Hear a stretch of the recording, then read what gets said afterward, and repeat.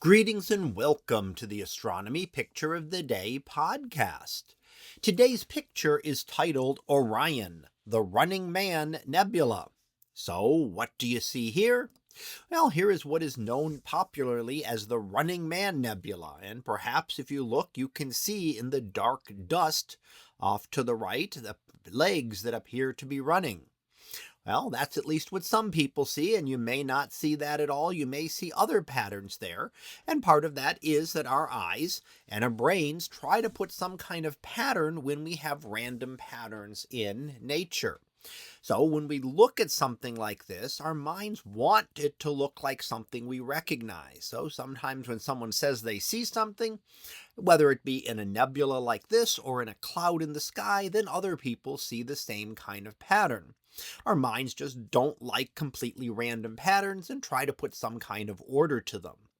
Now, what we're really looking at here is a portion of the Orion molecular cloud. So this is north of the Orion Nebula itself, which is within the sword of Orion. So it's a little further up in Orion's sword, but same part of that whole large complex, which is a star-forming region.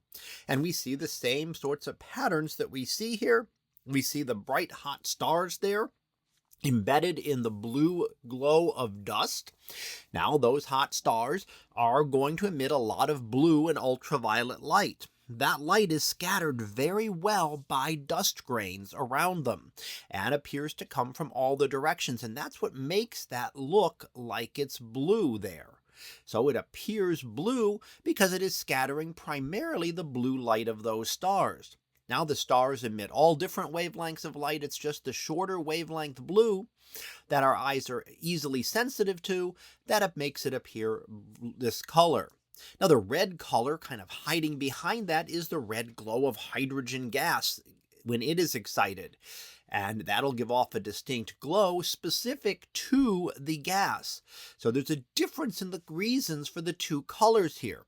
The blue is scattering of light, and the red is emission of light by the specific atoms.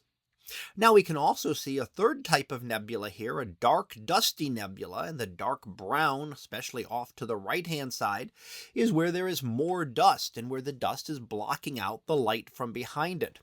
The darkest, densest knots are still where stars are forming. So stars have formed here as we look at the image off to the left-hand side, and the process is continuing toward the right. So new stars will begin to form there over time. Now, will we ever see them in our lifetimes? And the answer is definitely no.